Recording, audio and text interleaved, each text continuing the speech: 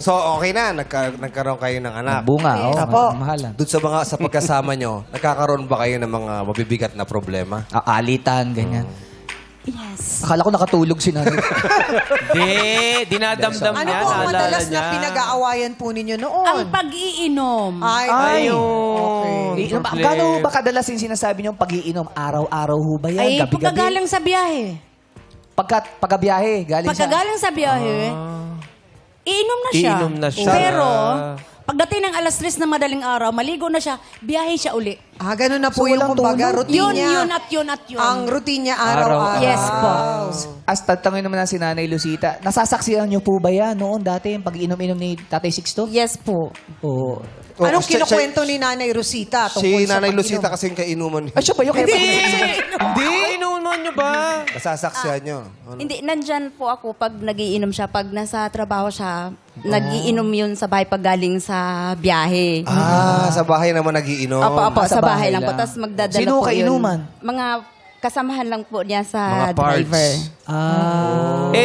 At Aling Rosita, bakit ba kayo nag-aaway pag umiinom siya? Makulit po. Makulit. Yes, makulit. Anong klase po yung pangungulit? Baka naman naglalambing lang.